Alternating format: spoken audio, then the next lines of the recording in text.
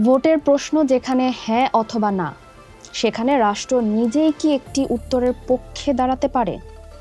নির্বাচনের আগে দেশ জুড়ে ব্যানার, খুতবা, ক্যাম্পাস আর সাংস্কৃতিক আয়োজন সবখানে ছড়িয়ে পড়ছে একটি বার্তা। কিন্তু এই প্রচারণা কার? জনগণের নাকি অন্তর্বর্তী সরকারের?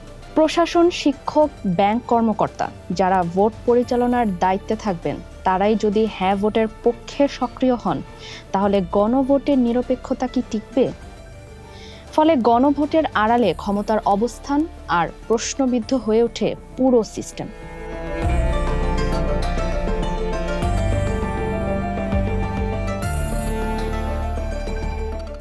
ভোটের রয়েছে আর মাত্র কয়েকদিন বাকি।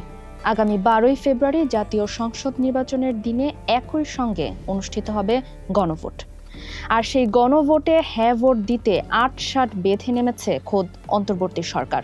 প্রধান উপদেষ্টার সামাজিক যোগাযোগ মাধ্যম ফেসবুক পেজে গণভোটের হ্যাঁতে সিল দিন এরকম একটি ফটো কার্ড শেয়ার করার পাশাপাশি ভিডিও চিত্রে জনগণকে হ্যাঁ ভোট দিতে আহ্বান জানানো হয়েছে।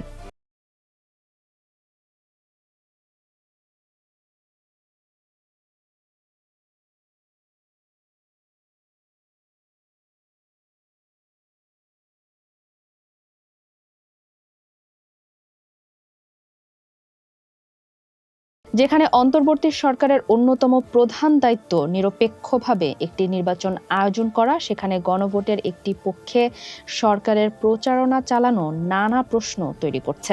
বিশ্লেষকরা মনে করছেন, সরকার একটি নির্দিষ্ট পক্ষ বা অবস্থান নিলেও নির্বাচন কমিশন শুধুমাত্র গণভোটের বিষয়বস্তু এবং কিভাবে হ্যাঁ বা না ভোট দেওয়া যাবে সেই নির্দেশনা দিয়ে নিরপেক্ষ অবস্থানে রয়েছে। কিন্তু নির্বাচনকালীন সময়ে নির্বাচনের দায়িত্বে থাকা ডিসি, ইউএনও যারা রিটার্নিং কর্মকর্তার দায়িত্বে থাকবেন, তারা এই প্রচারণা করলে নিরপেক্ষতা নিয়ে প্রশ্ন উঠবে বলে মনে করেন বিশ্লেষকরা।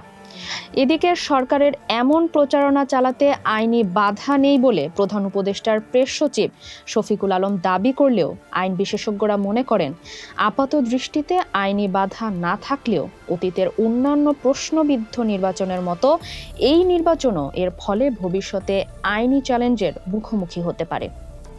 সরকারের দাবি, হ্যাঁ ভোটের মাধ্যমে প্রধানমন্ত্রী মেয়াদ সীমা, রাষ্ট্রপতির ক্ষমতার সীমা ও সাংবিধানিক প্রতিষ্ঠান গঠনে ভারসাম্য নিশ্চিত হবে। প্রধান উপদেষ্টার ভাষ্য অনুযায়ী গণভোটে হ্যাঁ জয়ী হলে সংবিধান সংস্কারের পথ উন্মুক্ত হবে এবং রাতের ভোটের সংস্কৃতি চিরতরে বন্ধ হবে। গণভোটের প্রচারকে কেন্দ্র করে সরকার ও রাজনৈতিক দলগুলোর মধ্যে ভিন্নমুখী অবস্থান স্পষ্ট হয়ে উঠেছে। জামায়াতে ইসলামী প্রকাশ্যেই হ্যাঁ ভোটের পক্ষে প্রচারণা চালাচ্ছে, তবে বিএনপি বলছে গণভোটে প্রচার চালানো তাদের দায়িত্ব নয়, সিদ্ধান্ত নেওয়ার অধিকার জনগণের হাতেই থাকা উচিত। এদিকে এনসিপি জুলাই সনদে স্বাক্ষর না করলেও হ্যাঁ ভোটের পক্ষে আসন ভিত্তিক প্রতিনিধি নিয়োগের সিদ্ধান্ত নিয়েছে।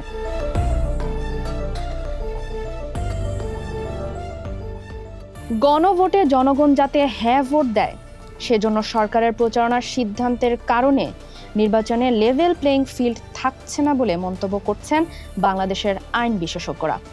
যদিও নির্বাচন পর্যবেক্ষকরা মনে করছেন, গণ-অভ্যুত্থানের পরে রাজনৈতিক দলগুলোর অংশগ্রহণেই অন্তর্বর্তী সরকার সংস্কারের উদ্যোগ হিসেবে জাতীয় ঐকমত্য কমিশন সহ বিভিন্ন কমিশন করেছে।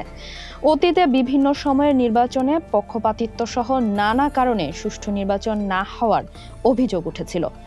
গণভোটে এই অন্তর্বর্তী সরকারের হ্যাঁ ভোটে পক্ষ নেওয়ায় ফলাফলের ওপর নির্ভর করে ভবিষ্যতে এই নির্বাচন আইনি চ্যালেঞ্জের মুখে পড়তে পারে বলে আশঙ্কা প্রকাশ করেন সুপ্রিম কোর্টের আইনজীবীরাও।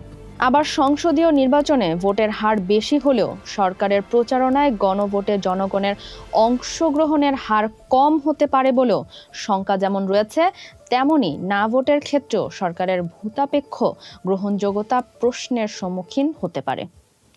ফারিহা আহমেদ, মানব কণ্ঠ ডেস্ক।